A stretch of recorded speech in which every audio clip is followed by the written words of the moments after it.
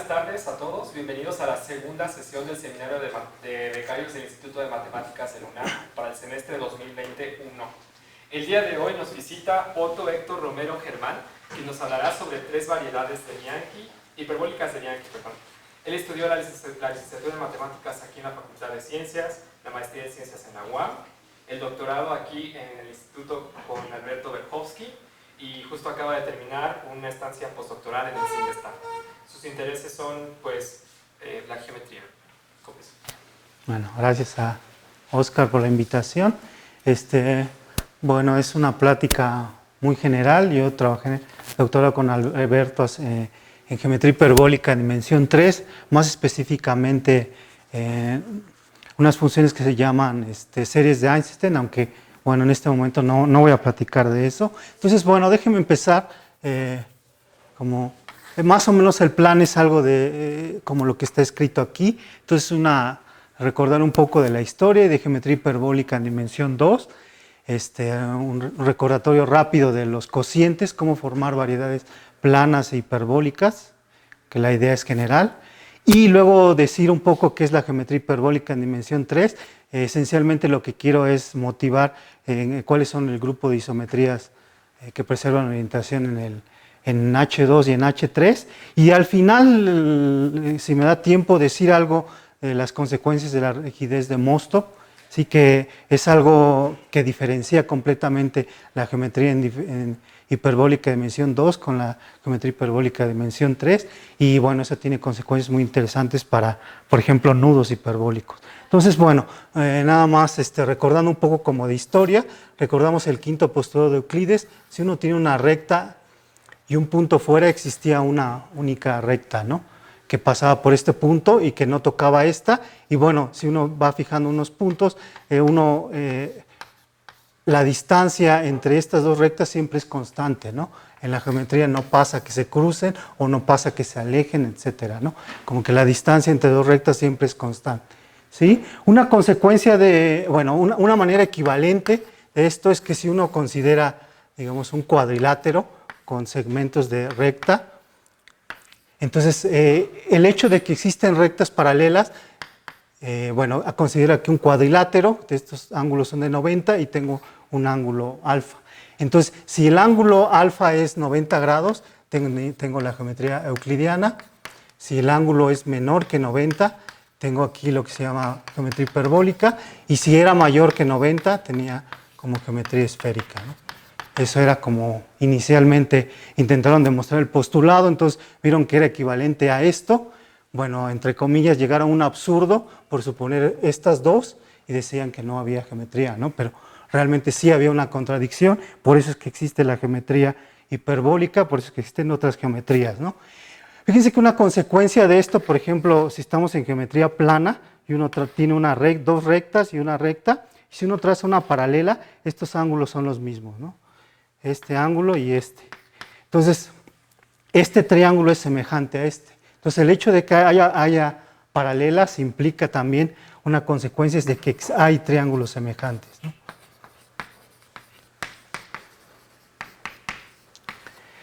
En este caso, en la geometría hiperbólica, no hay triángulos semejantes. Si uno tiene un triángulo, dos triángulos en la geometría hiperbólica con los mismos ángulos, necesariamente son el mismo. O sea, hay una isometría que lleva uno al otro, lo cual aquí claramente es imposible, ¿no? Este triángulo tiene los mismos ángulos que este. Entonces, por ejemplo, aquí uno no puede encontrar, por ejemplo, una fórmula para el perímetro de un triángulo en términos de los ángulos o para el área. Por supuesto que no se puede, ¿no? Pero aquí sí se puede, porque los ángulos determinan un triángulo. De hecho, la formulita es muy bonita. El área de un triángulo hiperbólico de ángulos alfa es alfa 1, alfa 2 y alfa 3 es la suma, ¿no? ¿Sí? Esta es una versión realmente esta es una versión de la fórmula de Gauss. Ahorita voy a decir un poquito más. ¿Sí? Ok, entonces, bueno, déjeme más o menos para no perderme en el libreto. Ok, sí. Bueno, si sabrán un poquito de historia, bueno, la geometría hiperbólica tardó muchísimos años en ser aceptada, ¿no? Un poco como los números complejos, y realmente hasta que se aceptó, es hasta Beltrami, más o menos por ahí de 1868, cuando él se dio cuenta que hacer geometría con un ángulo menor que 90 era lo mismo que hacer geometría diferencial a la Gauss en una superficie que tenga curvatura -1. ¿Sí? Nadie podía decir que no a la geometría diferencial de Gauss, ¿no? Ahí sí fue el momento en el que dijeron, pues entonces quizás sí existe. Quizá el primer ejemplo de una superficie en R3 que tenga curvatura negativa en todos sus puntos es lo que se llama la pseudoesfera, que bueno, se puede ver como una superficie de revolución, etcétera. Tiene curvatura de Gauss, esto está contenido en R3, tiene curvatura de Gauss -1, y más o menos aquí se ve que si la geometría aquí corresponde como a la geometría cuando el ángulo es menor, alfa es menor que 90 grados. ¿Sí? Bueno, entonces esa es como la primera parte, pero bueno, realmente topológicamente la pseudoesfera es una cosa así, un círculo, pero que le falta un hoyito, ¿no? Que es justo en la cúspide. Esto realmente nunca está. Entonces, ¿sí? Pero esto es feo, ¿no? Que algo en la geometría le falta un punto. ¿Sí? Entonces, bueno, hay un resultado. La gente se preguntó cómo meter una superficie hiperbólica en R3, pero completa, que no le falte nada. Y bueno, eso es imposible. Es un resultado de Hilbert. Habría que ir a R4, a meter R4. Entonces, en R4 uno sí puede tener una superficies hiperbólicas completas que tengan curvatura de Gauss -1, pero bueno, trabajar geometría hiperbólica en esto sería muy, muy complicado. Entonces viene la parte de Riemann, la versión de disco de Poincaré, y quizá también la versión de Klein, ¿no? Donde hay que entender la geometría por el grupo de las isometrías. Entonces, bueno, doy ahora, no nos fijamos en una superficie complicada y vemos la geometría diferencial, sino vemos el plano y lo que hacemos es curvar el espacio con una métrica riemanniana. Entonces tomamos déjenme borrar esto.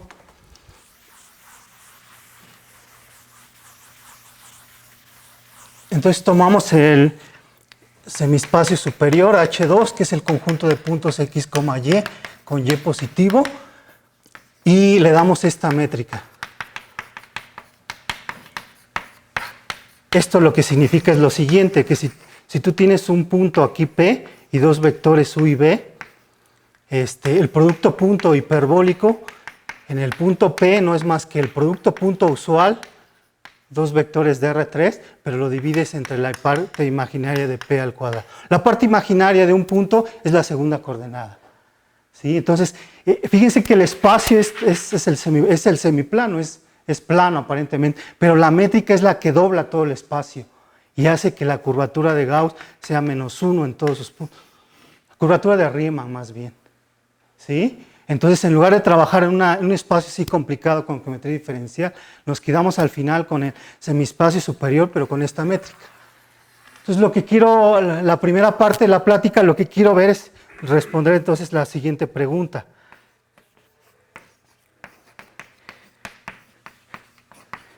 ¿Qué son las isometrías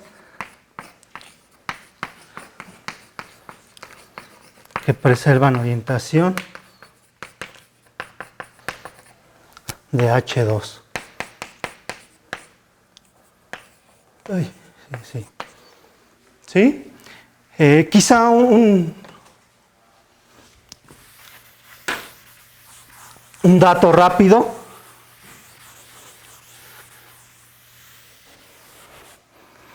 Es que si ustedes, por ejemplo, consideran el punto IM y IN con M y N reales, o sea, dos puntos sobre el eje imaginario, pues la distancia hiperbólica entre IM y IN es el valor absoluto del logaritmo de M entre N. Fíjense que no importa el orden.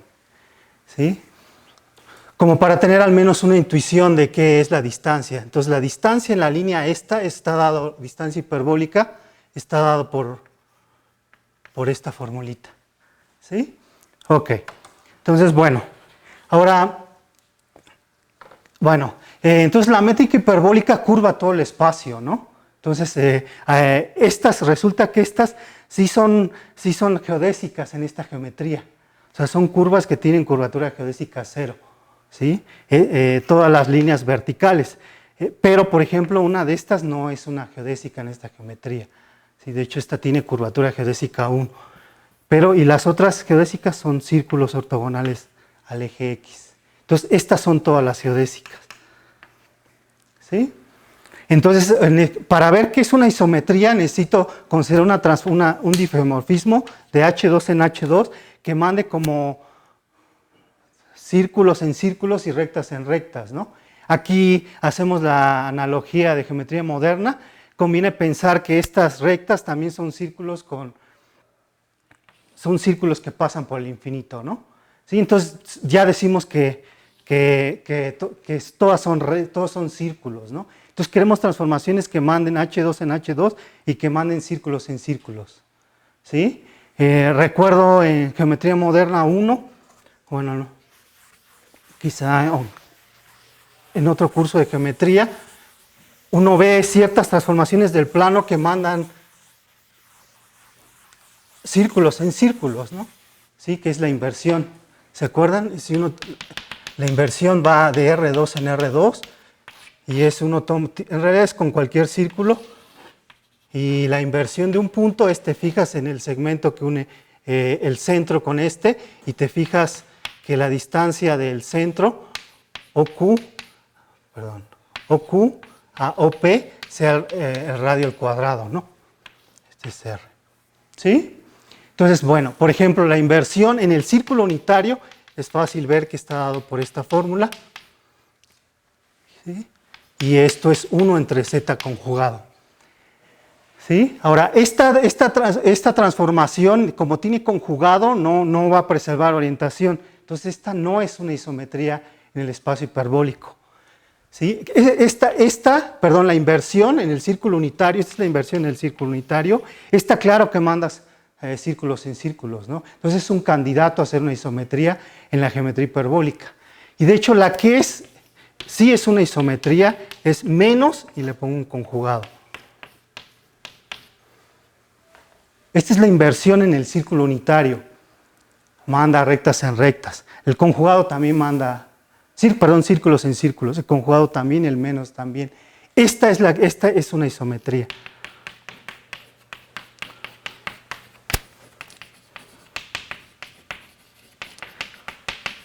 ¿Sí? Por ejemplo, ¿qué le hace a estos dos puntos? Pues los manda, por ejemplo, a 1 entre MI y 1 entre NI. ¿Y qué es la distancia hiperbólica? Aquí es esto, ¿no? Pero aquí es el logaritmo de estos, ¿no? Que es lo mismo, ¿no? ¿Sí? Entonces, bueno, se puede ver que hay que hacer las cuentas completas, pero se puede ver que esta es una isometría en H2. Otro ejemplo fácil es tomar una traslación. Por ejemplo, T de Z igual a Z más 1. ¿Sí? ¿Sí? Esta también es una isometría porque esta parte no cambia si tú trasladas 1, ¿no? Esa es la razón. Entonces, bueno, para no hacerla muy cansada, entonces el grupo de isometrías que preservan orientación del semiplano de Poincaré se identifica con PSL2R. Déjeme decir qué es esto. Es el grupo SL2R entre identificar una matriz con su negativa. ¿Sí? Fíjense cómo. Yo digo, toman una matriz SL2R, lo pongo aquí, son las matrices de 2 por 2 con entradas reales y de determinante 1, ¿no? ¿Sí? Y aquí hay que identificar una matriz con menos la matriz, ¿no? Y eso es fácil de ver y la acción es la siguiente. Esto es lo que sabemos de variable compleja. Aquí se ve que si tomo la matriz con todos menos, pues simplemente se cancela. ¿Sí? Justo el caso, si ustedes toman esta matriz, así, esta vive aquí, esta matriz justo corresponde a la S, a la inversión. Y si toman esta matriz, ¿sí? Esto justo corresponde a la traslación. ¿Sí? Entonces, esencialmente, combinando estas dos, ustedes obtienen todas las isometrías del plano. ¿Sí? Entonces, déjenme anotar toda esta cierra digamos, la primera parte. El resumen es que las isometrías de H2 es PSL2R. ¿Sí? Bueno, voy a borrar todo esto.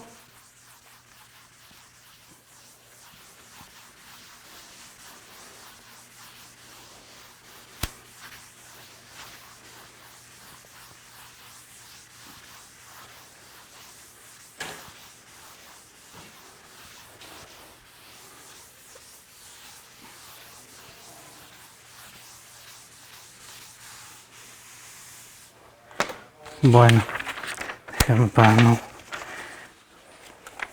Ok, bueno, déjeme tomar X una variedad topológica.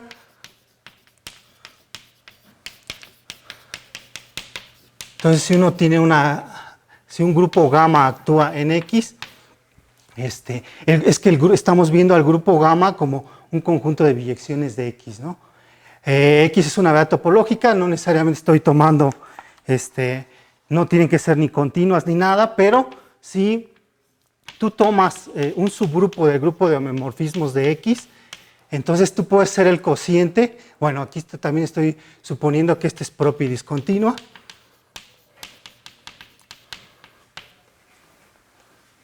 ¿Sí? Bueno, recuerdo rápido que es propia y discontinua. Tengo el espacio X. Significa que para cualquier punto existe una vecindad, de manera que si mueves el grupo, aplicas el grupo gamma a esta vecindad, te quedan puras vecindades ajenas, ¿no? De manera que cuando tú tomas el cociente, todas estas vecindades de aquí se proyectan en una vecindad, y entonces esto es un cubriente. ¿Sí? Si la acción es libre, tenemos más el grupo fundamental de, bueno, si X es simplemente conexo, quizá a los que hayan trabajado con un poco de cubrientes, y el grupo fundamental de este es exactamente el gamma. ¿Sí? Ahorita al menos voy a hacer un ejemplo para que quede claro. Entonces, bueno, si tomamos gamma, un subgrupo de los homeomorfismos de X, entonces la variedad X entre gamma es una variedad topológica. ¿Sí? Si gamma es un subgrupo de los difeomorfismos de X, esta es una variedad diferenciable. ¿Sí? Si gamma es un grupo de las funciones biolomorfas de X, entonces esta es una superficie de Riemann, ¿no? Y si gamma es un subgrupo de las isometrías de X, bueno, aquí hay que añadir X, poner una métrica. Entonces eso implica que esta transformación se puede dar una métrica de manera que esto es una isometría local. ¿Sí? Entonces, lo que voy a hacer ahorita con un ejemplo es que, bueno, si tú quieres una superficie plana, lo que tienes que hacer es dividir el plano entre un subgrupo del grupo de isometrías del plano.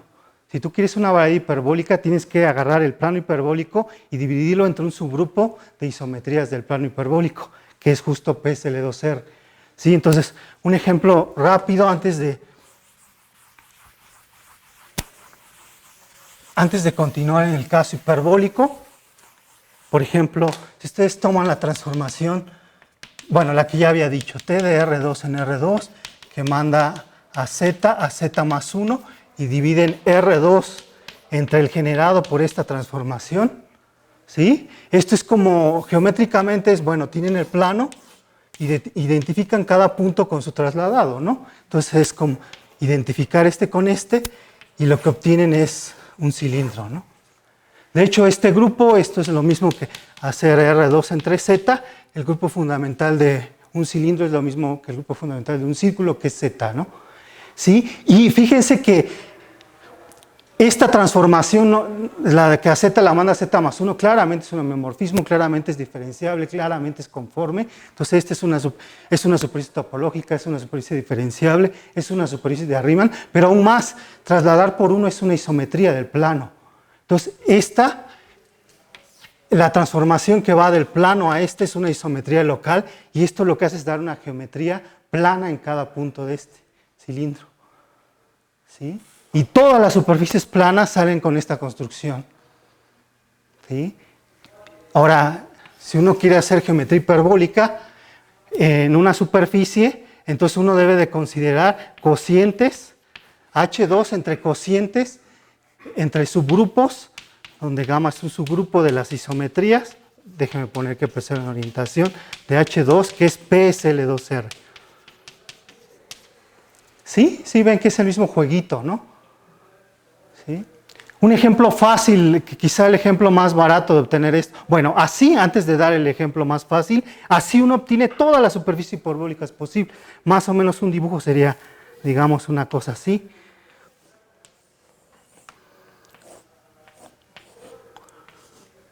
Aquí puede haber hoyos, puede haber también puntos cónicos, ahorita van a salir. ¿Sí? Puede haber, estas se llaman cúspides, son como las de la pseudoesfera. Estos se llaman embudos, van abriendo, ¿sí? Pero puede haber hoyos también, ¿sí? Y todas estas superficies siempre se obtienen como un cociente, ¿sí? Así son todas las superficies hiperbólicas. Entonces, déjenme, el ejemplo más fácil quizá, fíjense, el grupo de isometría son las matrices con entradas 2×2 con entradas reales. Pues nada más se toma la 1, las enteras, ¿no? Gamma que sea el grupo PSL2Z. ¿Sí? El hecho como que sea discreto hace que la acción sea buena y entonces uno puede tomar esta superficie, H2 entre gamma. ¿Sí? Déjeme por hacer el dominio fundamental de esto. Bueno, aquí el dominio fundamental se llama esta, ¿no? Que es como que la mínima región, ¿no? Que donde actúa la función. Entonces, si uno quiere, por ejemplo, calcular qué es el dominio fundamental de este, para ver qué superficie explícita es, pues tenemos el H2 y la transformación T de Z a Z más 1, esta vive aquí, ¿sí? Porque quedamos que esta era esta, ¿no? Que tiene entradas enteras. Entonces, cada punto se identifica con su trasladado, digamos, este es 0, este es menos 1, 1, etcétera, menos un medio. Entonces, como que basta fijarse en lo que ocurre en esta franja, ¿no? Que tiene una distancia 1. ¿Sí? Pero luego falta ver qué pasa, por ejemplo, esta transformación también vive en PSL2Z. ¿Sí? Y esto lo que hace es casi una inversión. La inversión pasaba todo esto para acá hacia adentro y al revés. ¿Sí? Es fácil de ver que eso es con la inversión usual en el círculo unitario, pero es fácil de ver que lo mismo ocurre con esta transformación. ¿Sí? Entonces, esto es innecesario y entonces el dominio fundamental es esto que está aquí. Cuando uno pega esto con esto se identifica con esto, lo que uno obtiene es más o menos algo así. ¿Sí? Que es lo que se conoce en la literatura como la superficie modular. Importante porque, por ejemplo, con este se puede construir formas modulares, ¿no? Por ejemplo, series de Einstein y un montón de objetos que vienen de aritmética. Bueno, ok.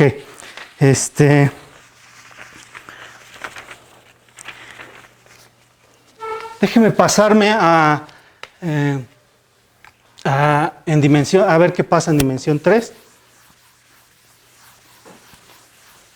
Entonces, digamos, la otra cosa importante aquí es que si uno quiere una superficie plana, uno hay que fijarse entre R2, entre un subgrupo, y donde gamma es un subgrupo de las isometrías, pues del plano, con su métrica usual. Y si uno quiere una geometría hiperbólica plana, en una superficie, pues hay que hacer cocientes H2 entre gamma, donde gamma es un subgrupo discreto de las isometrías de H2 con la métrica hiperbólica, pero eso ya vimos que es PSL2Z. 2R. ¿Sí? Entonces, bueno, eso es hasta ahorita lo que tenemos.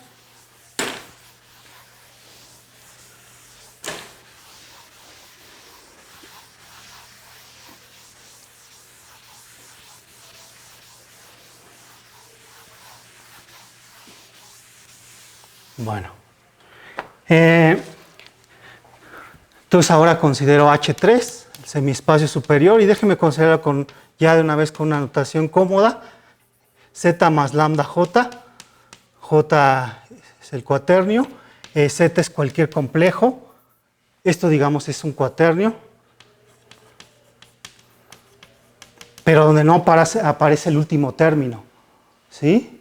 Z es cualquier complejo y lambda es un real pero positivo. ¿Sí? Está claro, ¿no? Tengo X, Y. Z, estoy pensando, perdón, y aquí, déjeme ponerle aquí, no, lambda, perdón. Entonces aquí estoy pensando que tengo un complejo Z y que tiene una altura lambda, ¿no? Estoy pensando que R3 está metido en R4, pero la última coordenada es como ponerle un 0, ¿no? ¿Sí? Claramente es el análogo ahora, pero en dimensión 3, ¿no? Es el semiespacio superior, lo que está arriba, ¿no? Del plano XY. Ok, la métrica hiperbólica es completamente análoga.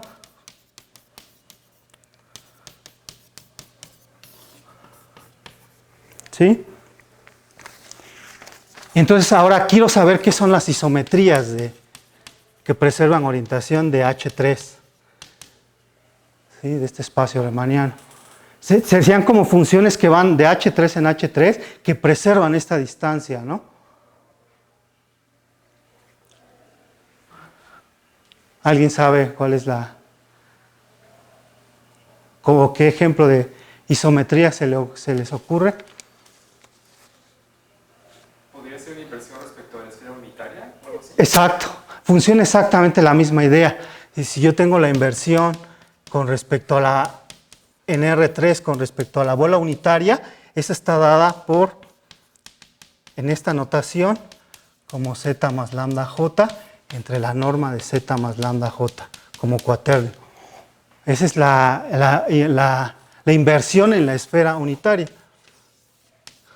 Y considero la transformación, le había puesto inversión, ¿y qué me le he puesto S, ¿no?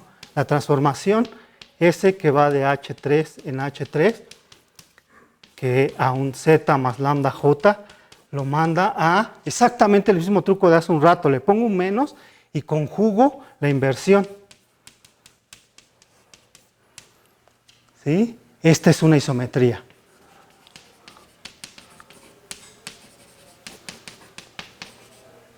¿Sí? Otra fácil es, aquí se ve que si tú te mantienes como en el plano, trasladar no te cambia la métrica. O sea, si tú tienes dos vectores y lo trasladas así, horizontal, no cambia. Entonces, trasladar esta transformación. TW es un complejo, TW de Z más lambda J, dada por Z más W más lambda J. ¿Sí? Esas son. Y otra vez, el chiste de esta historia es que estas dos realmente determinan todo. Escribo cuál es entonces, el resultado es que son las matrices, otra vez, es PSL2C, que es otra vez lo mismo. Son las matrices de 2 por 2 con entradas complejas y determinante 1, pero donde identificas una matriz con menos esa matriz. ¿Sí? ¿Cómo es posible esto? Ahora está un poco raro, ¿no? ¿Cómo que una matriz de 2 por 2 me va a mandar un punto del semiespacio superior, otro punto del semiespacio superior? Entonces, así. Tendría que tomar un punto de H3, vive en H3, y esto tendría que darme un punto de H3, ¿no? Un Z' más un lambda'. ¿Sí? Entonces, la manera en que funciona esto es la siguiente.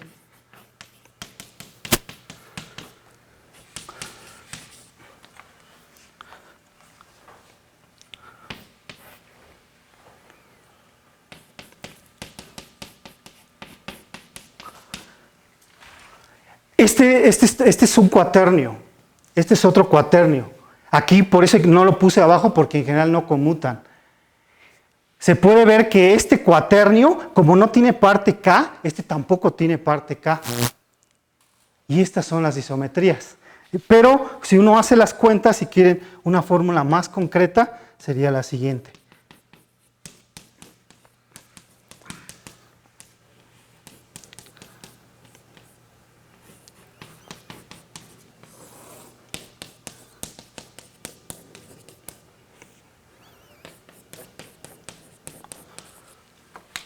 Déjame borrar aquí.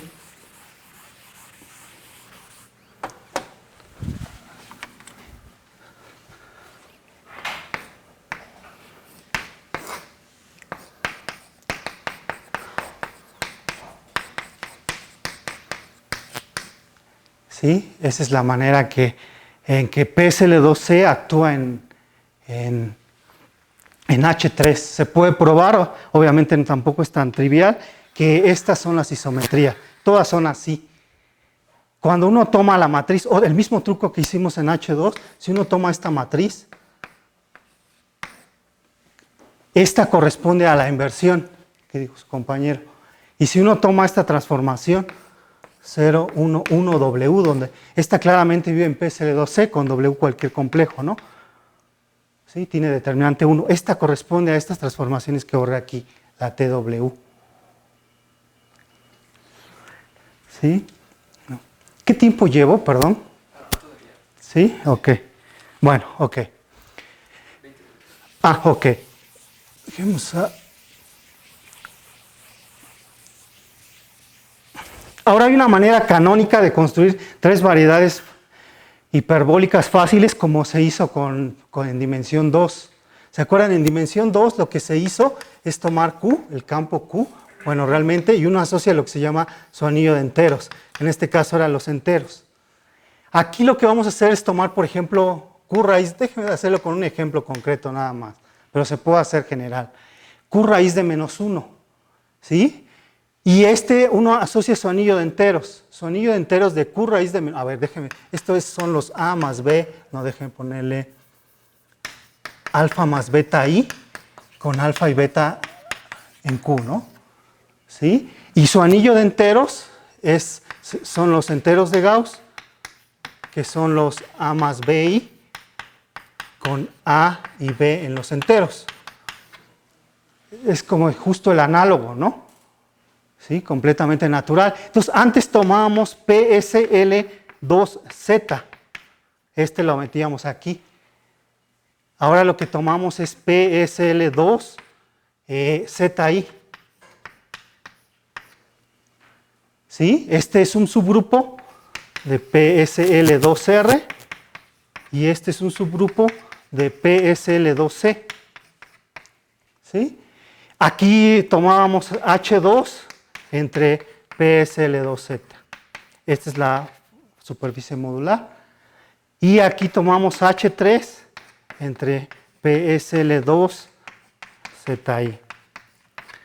Esta se llama la variedad de Picard. ¿Sí? ¿Sí? Estos son ejemplos, es como el ejemplo natural de variedades hiperbólicas interesantes aritméticas. Aritméticas, pues porque tiene que ver con un campo de números, ¿no? ¿Sí? Por ejemplo, estas fueron las que yo trabajé mucho, bueno, con lo que trabajé con Alberto.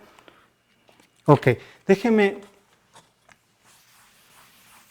Entonces, toda tres variedad, realmente, estos son, digamos, los ejemplos como más simples, pero bueno, en realidad cualquier tres variedad hiperbólica se puede ver como un cociente de H3 entre gamma, donde gamma es un subgrupo que actúa, digamos, de manera propia y discontinua, un subgrupo de PSL2C que actúa propia y discontinuamente en H3. Entonces, más o menos, aquí es más complicado dibujar, obviamente, pero uno tiene también todo tipo de cosas aquí, todas las tres variedades hiperbólicas. Si esto se abre así, quiere decir que aquí hay al menos una superficie de género 2, ¿sí? Y si esta se va para acá es porque aquí hay un toro, se hace pequeño, o sea, las cúspides solo pueden tener toros, ¿sí? No sé, puede haber una superficie de género 3. Si con una de estas que tenga, el volumen es infinito. Sí, entonces, si yo tratar un dibujo de esto, pues ya no quiero hacer el dominio fundamental, pero bueno, queda algo, digamos, del estilo, donde aquí queda un toro complejo que se va haciendo pequeño. Y más o menos, bueno, déjenme aunque sea decir rápido cómo es el dominio fundamental.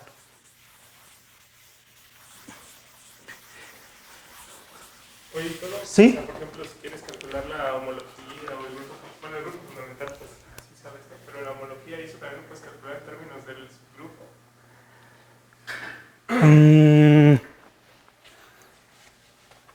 Sí, sería tomar como la abelianización de gamma, ¿no? Esa sería la homología. Es H1, ¿no? Ajá. O sea, pues ahí se ve que tienen H2, ¿no? Ah, ok. Tú dices cómo es la segunda homología o el número de Betty, el 2 de una 3 variedad. No sé, ¿eh?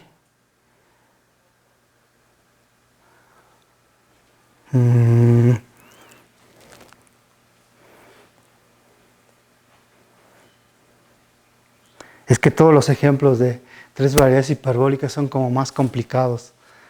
No sé, ¿eh? No sé un solo ejemplo donde te pueda dar el B2. Por ejemplo, complemento de nudo. Me parece que es 0, pero no estoy muy seguro, ¿eh?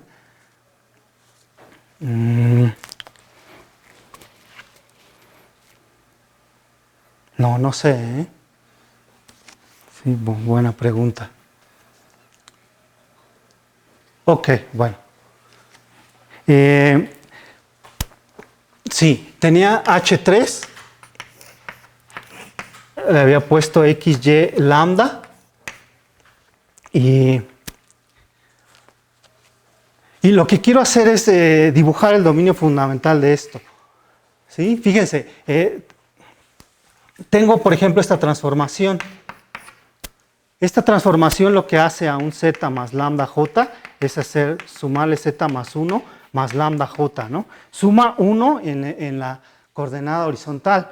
Entonces, esto lo que hace es que, a ver si me queda el dibujo, digamos, aquí está un 1, aquí está un 1, aquí atrás está menos 1, aquí está un menos 1. Este es el cuadrado del lado 1. Y si traslada 1, significa como que todo lo puedo reducir a lo que está en esta franja. ¿Sí? Como que dos planos paralelos en x igual a menos 1/2 y x igual a 1/2, ¿no? ¿Sí? Cualquier punto con esta lo puedo llevar a la franja comprendida entre estos dos planos. ¿Sí? Pero también tengo esta transformación. Esta vive aquí, ¿no? En PSL2ZI. ¿Sí? Pero también puedes tomar esta, por ejemplo. Y esta lo único que hace es sumarle un i.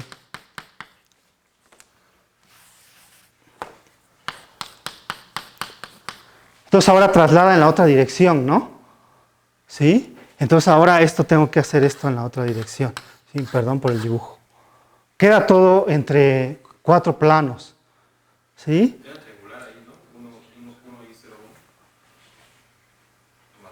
Sí, gracias. No, esta no vive ahí. Tiene que ser así, ¿no? Sí, claro. Esta vive aquí claramente, ¿no? ¿Sí? Determinante 1 tiene. Y todas las entradas viven en ZI. Sí, gracias. Pero me falta la inversión. ¿Sí? La inversión saca todo lo que está en la bola unitaria, en la esfera unitaria, todo lo de afuera, hacia adentro y al revés. Entonces puedo quitar todo lo que queda dentro de esta región y mandarlo para afuera. Más o menos, perdón, soy mal con los dibujos, pero más o menos quedaría algo como este estilo, todo lo que está arriba. ¿Sí? De hecho, todavía se puede hacer un poco más porque, déjenme ver, me está faltando una transformación que era, sí, esta transformación. Esta también vive en PSL2ZI. Tiene entradas en el anillo de enteros de Gauss y tiene determinante 1. Esta lo que le hace a un punto de H3 es ponerlo menos Z más lambda J. Entonces al final te queda solo como con la mitad. Y eso es lo que más o menos traté de dibujar aquí. Ese pegado, ese es justo el orbifold de Bianchi, o el orbifold de Picard. ¿Sí? Entonces, fíjese, aquí se ve que en estos puntos, estos puntos se pegan con la traslación con 1, estos puntos se pegan con con la traslación con I. Entonces eso da un toro. Es el toro que estaba tratando de dibujar aquí. Y ese es un toro cuadradito, ¿no? No es cualquier toro así, ¿no? Es un toro como este cuadrado, 1, 1, pero que se va haciendo pequeño. ¿Sí? Bueno. Y bueno, más o menos para ir concluyendo. Bueno, voy al último punto.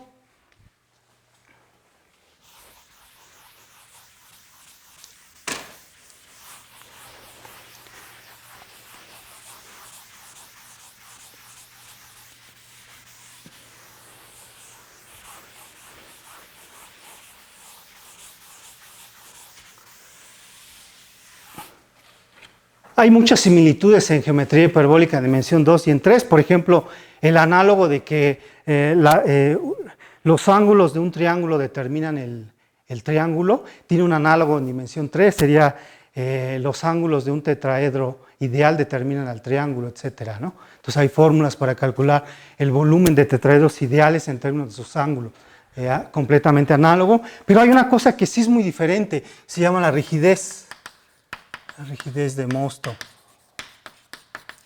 que hace muy diferentes la geometría hiperbólica en dimensión 2 con la geometría hiperbólica en dimensión 3.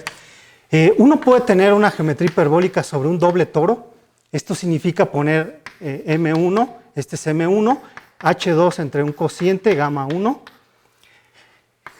y poner otra geometría hiperbólica sobre el mismo 2 toro topológico.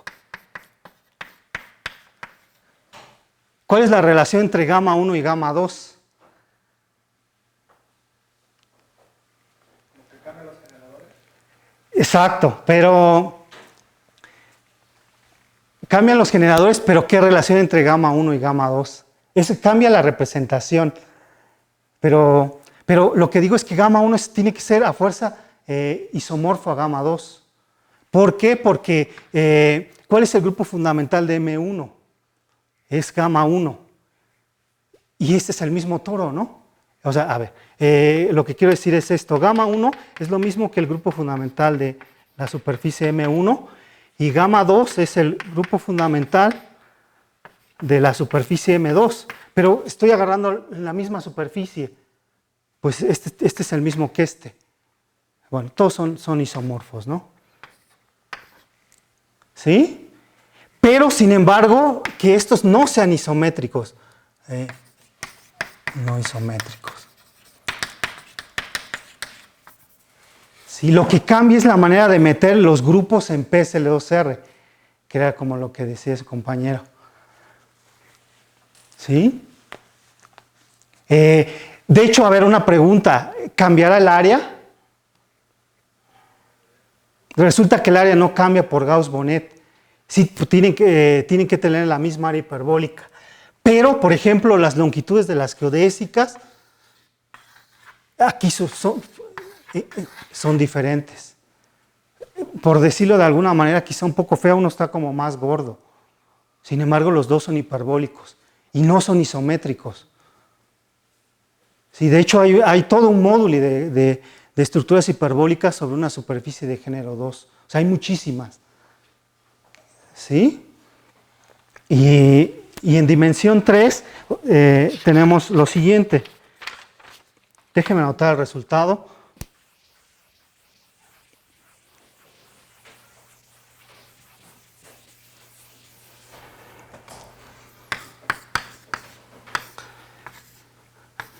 Supongamos que M1 y M2 son 2, 3 variedades hiperbólicas de volumen finito. Esto es importante, si no, no es cierto. Sí. Existe un isomorfismo. Déjeme ponerle a propósito F estrella del grupo fundamental de una en la otra. Fíjense que ahorita tengo como este caso, ¿no? Porque de hecho son el mismo, son isomorfos, entonces hay estos grupos. Entonces esto existe, ¿sí? Existe un isomorfismo. Si existe un isomorfismo, entonces este es inducido por una única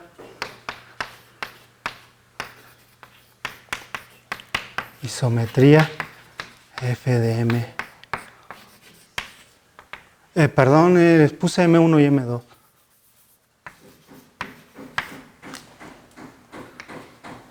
Ese es el resultado, que hace completamente diferente la teoría en dimensión 2 que en 3. Lo que dice, si tú tienes dos variedades hiperbólicas de volumen infinito y tienen el mismo grupo fundamental, no hay manera de que ocurra algo como esto. Son isométricas, son la misma geométricamente. Exactamente, geométricamente son isométricas. O sea, esto no ocurre. Entonces, digamos, la manera más coloquial de decir esto, pues lo pongo entre comillas, es que este es el teorema de Mosto. Mosto lo hizo para el caso compacto y para el caso de volumen finito. Entonces, invariantes topológicos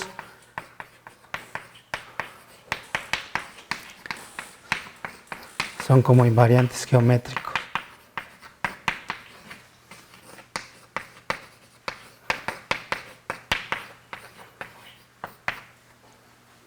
Ok, sí, ya. Entonces, voy concluyendo. Bueno, eso es, déjeme ponerlo abajo para que...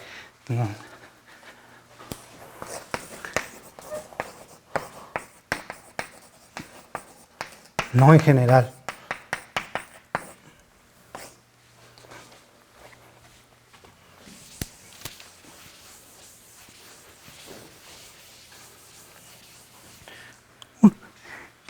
Aparte de estos ejemplos de los Ordifus de Bianchi o de Picard, hay otra manera muy bonita de construir tres variedades hiperbólicas de volumen finito, que es vía nudos. Ustedes consideran el nudo 8,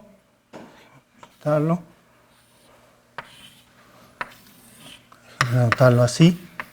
¿Sí? Se puede ver, bueno, de hecho este fue un resultado, Riley lo hizo,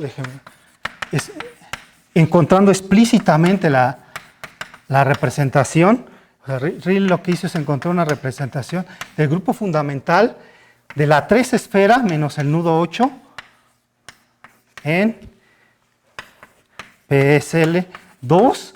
Y aquí en lugar de tomar los enteros de Gauss, uno se toma los enteros de Einstein, donde W es el complejo e a la 2pi y entre 3. Entonces él lo hace explícitamente. Él dice, bueno, el grupo fundamental del complemento en S3 de este nudo se mete, lo puedes meter a este subgrupo que es un subgrupo de PSL2C. Y entonces lo que se obtiene con esto es que el complemento del nudo 8 es homeomorfo a H3 entre la imagen de esta representación, porque no es sobre.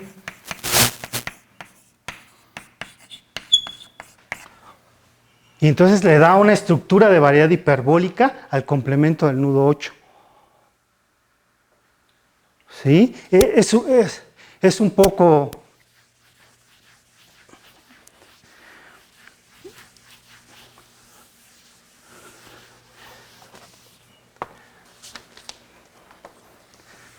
es un poco difícil imaginárselo, quizá nada más una idea de, digamos, cuál es el camino como más geométrico. Uno puede pegar ciertos tetraedros. Déjeme decir al menos un poco de la razón topológica. La razón geométrica es un poco más complicado. Ahorita digo un poco por qué. Pero uno puede agarrar 2 tetraedros y pegarlos de cierta manera. Hay una cierta manera que te dice, pega esta cara con esta cara, etc. ¿Sí? Y Thorson lo que dice es que este pegado justo te da algo memorfo, el complemento en S3 del nudo 8. ¿Sí? Entonces, para uno un poco ver algo un poco mejor, dice uno, en lugar de pensar el nudo, S3 menos el nudo 8, esto lo piensa uno como un toro gordo, y toma uno S3 menos ese toro. Entonces, es S3, la 3 esfera, menos una vecindad engordada del nudo. ¿Sí? ¿Sí se entiende? O sea, que estoy como lo que está aquí afuera de... ¿Sí? O sea, lo que no está es un toro relleno, pero anudado. ¿Sí?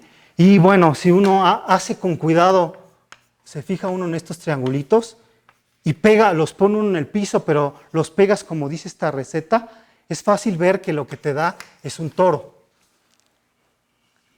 ¿Sí? Lo que no es tan fácil de ver es que realmente ese toro corresponde al nudo 8 en R3 o S3. Es la parte complicada. ¿Sí? Ahora, la parte geométrica es más difícil porque te dice, bueno, es que en realidad importa cuáles son los ángulos diédricos de esto, porque eso te repercute en qué curva elíptica tienes aquí. ¿Sí? Y eso, como había puesto en el ejemplo de la varilla de Picard, que era un toro cuadrado. Entonces no puedes agarrar los ángulos arbitrarios porque esta curva no es arbitraria, ese toro analítico no es arbitrario. Entonces esa es la parte más compleja. ¿Sí? Y bueno, termino entonces con... sí, lo puse al revés, ok. Entonces termino arriba de esto. Entonces déjeme otra vez hacer una recopilación. Entonces lo que acabo de decir es que el nudo 8 tiene geometría hiperbólica, su complemento en S3. ¿Eso qué significa? Que su grupo fundamental lo puedes ver como un subgrupo discreto de PSL2C. Cuando el complemento de un nudo en S3 lo puedes ver de esa manera, se llama nudo hiperbólico. Ahora, por la rigidez de Mostov, si tú tienes otra estructura hiperbólica, es la misma, son isométricos. Si tú tienes 2 variables isométricas, el volumen es el mismo. Entonces tú puedes definir el volumen del nudo, en este caso el volumen del nudo 8, como el volumen del dominio fundamental de esta variedad hiperbólica. O sea, el volumen hiperbólico de H3 entre ρ del pi1 de S3 menos el nudo 8. Este volumen es finito.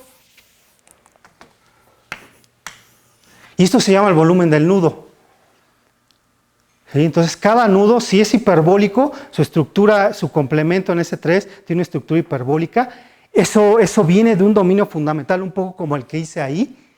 Y eso se puede ver que tiene volumen hiperbólico finito. Eso se llama el volumen de un nudo. Entonces, fíjense, entonces, por ejemplo, aquí un invariante geométrico de un nudo. Esto es para nudos hiperbólicos. Es el volumen, un ejemplo es el volumen. ¿Sí? Otro podría ser, por ejemplo, como les había comentado, por ejemplo, las longitudes de la geodésica. Otra cosa típica es, por ejemplo, uno toma espectro de operadores de laplacianos, por ejemplo. ¿Sí? Estos son invariantes que vienen de la geometría. Pero de este lado, invariantes topológicos de nudos podría ser, por ejemplo, el grupo fundamental. O como decía, Raúl podría ser, por ejemplo, no sé, la homología, números de Betti, etc. Podría ser, por ejemplo, ciertos invariantes de nudos polinomiales. El primero de ellos es, por ejemplo, el polinomio de Alexander, el polinomio de Jones. Y unas generaciones de estos se llaman polinomios n coloreados de Jones. La cosa es que para esto, no sé si han entrado a algún curso de nudos, pero nunca te enseñan geometría riemanniana, ¿no? No tienes que saber nada de geometría hiperbólica ni nada, y tú defines estos simplemente con proyecciones del nudo. O sea, te olvidas de la geometría. Entonces, lo que esto dice es que esto tiene que haber un puente. Entonces, Kachaev se preguntó cómo obtener el volumen de un nudo en términos de estos invariantes. Y da una fórmula en términos del polinomio necoloreado de Jones. ¿Sí? Eso es lo que se llama la conjetura, perdón, Kachaev. ¿Sí? Esa es lo que se llama la conjetura del volumen.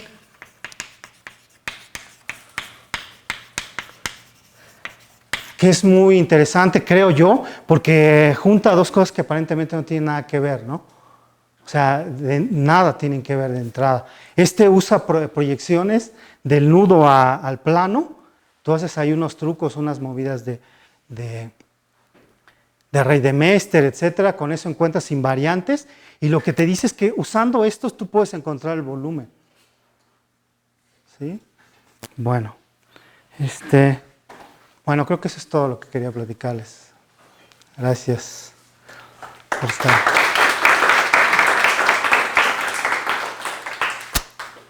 ¿Preguntas para el expositor?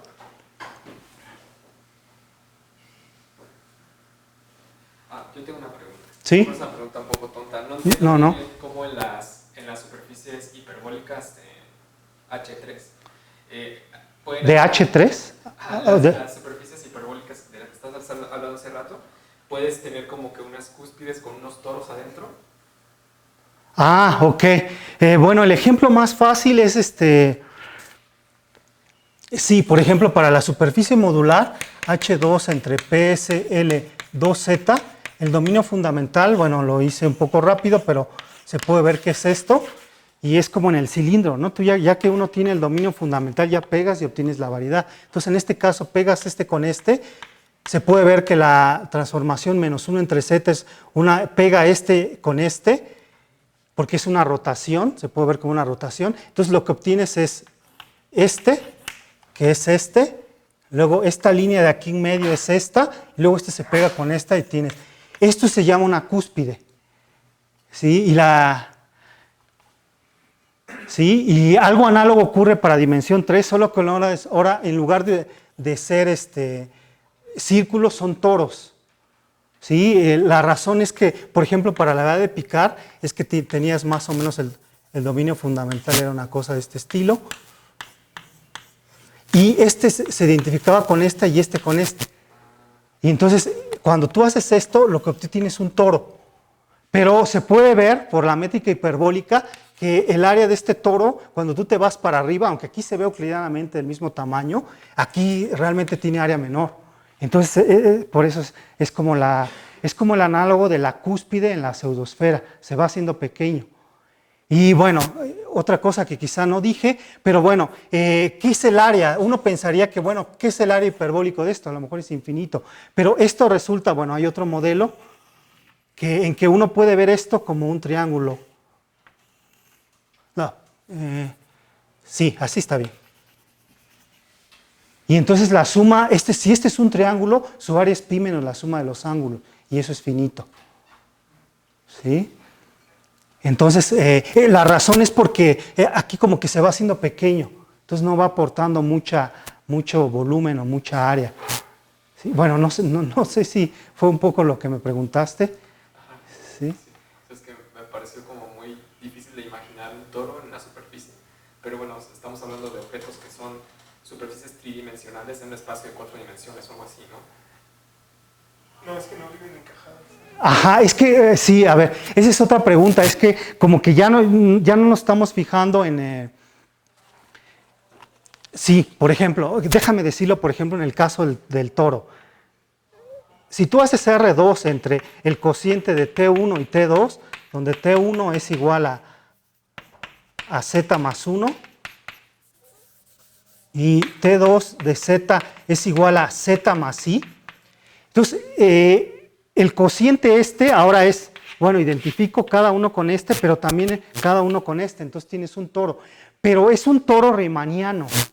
O sea, no es que te esté dando el toro metido en R4. ¿Sí? O sea, es una métrica. Lo que obtienes es este espacio, esta variedad, pero con una métrica riemanniana que lo hace localmente isométrico al plano. Pero el plano es plano, tiene curvatura a cero. Entonces, este también tiene curvatura a cero. Pero es una métrica riemanniana. O sea, como que no me estoy fijando, como decía Raúl, en cómo meter este en R4. Eso es otra cosa, pero bueno, también se puede. ¿Sí? Pero es una métrica riemanniana. Todo esto, digamos, como en abstracto. ¿Sí?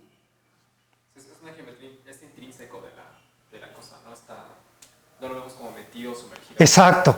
Sí. Sí, de hecho, ¿cómo meter, por ejemplo, una variedad de picar en un R5 o algo así? No tengo la menor idea, por ejemplo. Si aquí damos el dominio fundamental y te decimos cómo pegar, y así se queda uno con eso, porque, ¿sí? ¿Alguna otra pregunta? Bueno, pues yo creo que agradecemos a Otto. Gracias. Muchas gracias por venir al seminario. Gracias a ti. Y les recordamos que el seminario de becarios es todos los miércoles. El próximo miércoles 28 de agosto, Guadalupe Martínez nos hablará sobre foliaciones de ecuaciones diferenciales por superficies de Riemann. Muchas gracias por venir y les invitamos al café.